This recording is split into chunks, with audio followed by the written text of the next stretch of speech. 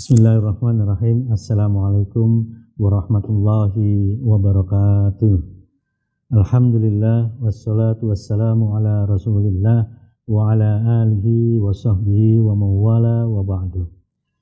Ikhwan sekalian, alhamdulillah pada kesempatan yang baik ini kita bisa meneruskan pelajaran kita dari Al-Hadis Al-Arba'in An-Nawawi yang saat ini kita akan belajar pada hadis yang ke-37. Sebagaimana biasanya kita bacakan hadisnya terlebih dahulu, kemudian kita sampaikan artinya, kemudian selanjutnya adalah beberapa faedah yang bisa kita ambil dari hadis yang ke-37 ini. Al-haditsus sabi wassalasun fadlullahi ta'ala wa adluhu. An Ibni Abbas radhiyallahu anhuma anin Nabi sallallahu alaihi wasallam fima yarwihi an rabbih qala innallaha katabal hasanati was sayyiati thumma bayyana dzalik faman hamma bi hasanatin falam ya'malha katabahallahu indahu hasanatan kamilah wa in hamma biha fa'amilaha katabahallahu indahu asyra hasanatin ila sab'i mi'ati dhi'fin ila ad'afin katsiratin wa in hamma bi sayyi'atin falam ya'malha katabahallahu indahu hasanatan kamilatan wa in hamma biha fa'amilaha katabahallahu sayyi'atan wahidatan. Rawahul Bukhari wa Muslim. Hadis yang ke-37, balasan atas niat yang baik. Dari Ibnu Abbas radhiyallahu anhuma meriwayatkan dari Rasulullah sallallahu alaihi wasallam, beliau meriwayatkan wahyu dari Allah Subhanahu wa taala. Dia berfirman, sesungguhnya Allah menetapkan kebaikan-kebaikan dan keburukan-keburukan, kemudian menerangkannya. Barang siapa yang berhasrat mengerjakan kebaikan namun tidak mengerjakannya, Allah mencatat di sisinya satu kebaikan seutuhnya. Jika ia berhasrat mengerjakan kebaikan lalu benar-benar mengerjakannya, Allah mencatat nilai kebaikan itu 10 kali lipat sampai 700 kali lipat, bahkan berlipat ganda lagi. Dan barang siapa yang berhasrat mengerjakan keburukan namun tidak jadi mengerjakannya, Allah mencatat di sisinya satu kebaikan seutuhnya. Jika ia berhasrat mengerjakan keburukan itu jika ia berhasrat mengerjakan keburukan lalu benar-benar mengerjakannya, Allah mencatat satu keburukan untuknya. Diriwayatkan oleh Imam Bukhari dan Muslim. Tuhan kalian, hadis ini adalah termasuk salah satu dari hadis qudsi yang menjelaskan kepada kita tentang niat baik dan balasannya. Ada banyak faedah yang bisa kita ambil dari hadis ini.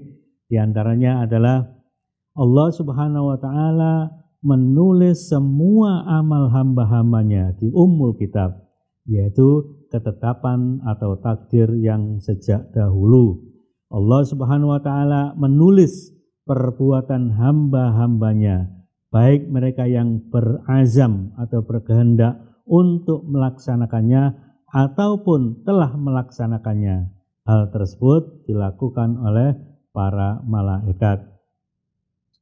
Ada perhitungan untuk setiap perbuatan hamba-hamba Allah. Malaikat mencatat kebaikan-kebaikan seorang hamba dengan balasan yang berlipat ataupun tidak dilipat gandakan. Sedangkan untuk keburukan maka dicatat semisalnya atau sepadan dengannya.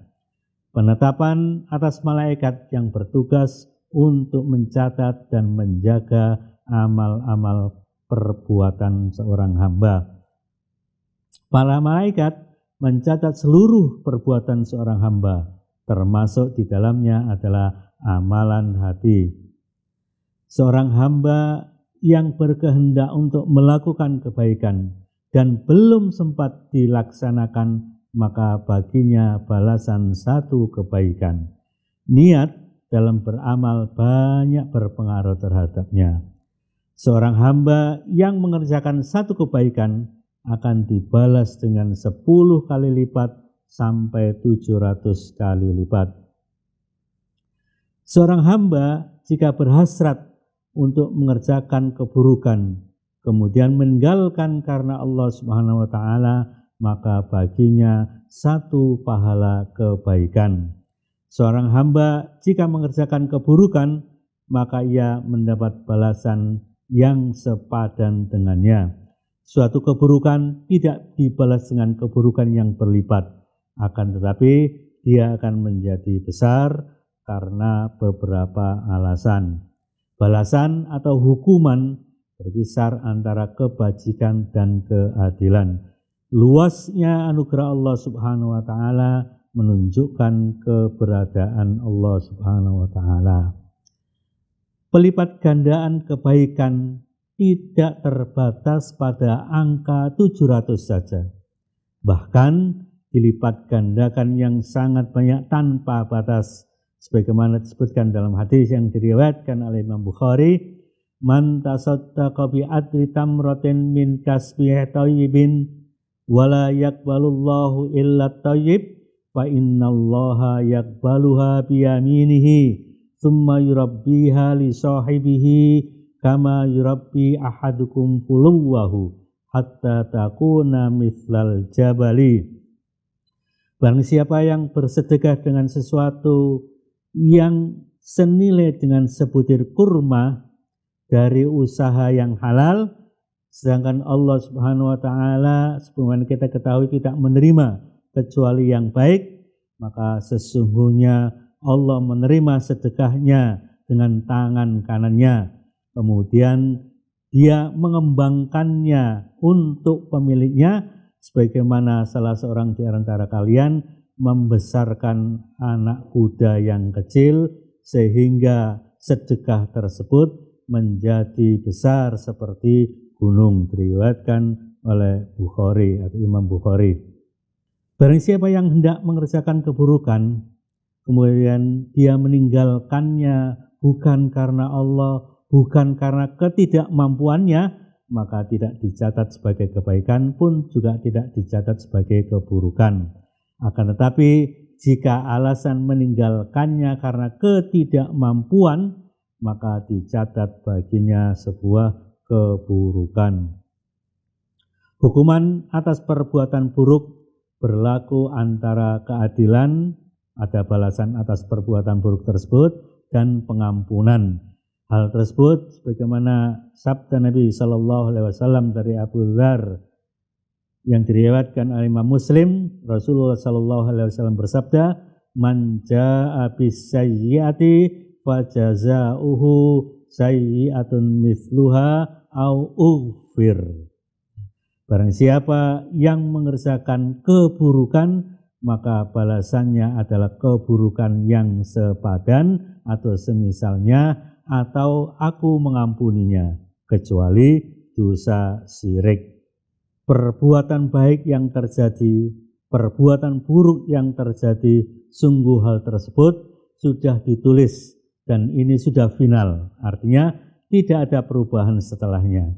Dengan demikian, seorang pendosa atau orang yang berbuat dosa tidak boleh beralasan bahwasanya dia telah ditetapkan untuk berbuat dosa.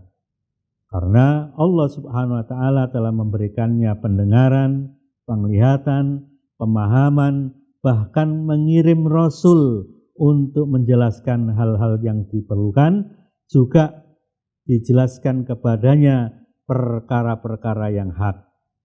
Dan yang penting lagi, para pendosa tidak tahu bahwa dia ditetapkan sebagai seorang pendosa. Bagaimana mungkin seorang pendosa dengan lancang mengatakan dirinya telah ditetapkan untuk berbuat dosa? Tidak, ya Bapak. Bahkan ini adalah perkataan dusta. Yang terakhir, pemeliharaan Allah Subhanahu wa taala kepada ciptaannya atau makhluknya dengan cara menulis kebaikan-kebaikan mereka dan keburukan-keburukan mereka sesuai dengan takdir dan syariat. Demikian, semoga bermanfaat, dan kita tutup dengan kafaratul majlis. Subhanakallahumma wa bihamdika asyhadu an la ilaha illa anta astaghfiruka wa atubu ilaik. Wassalamualaikum warahmatullahi wabarakatuh.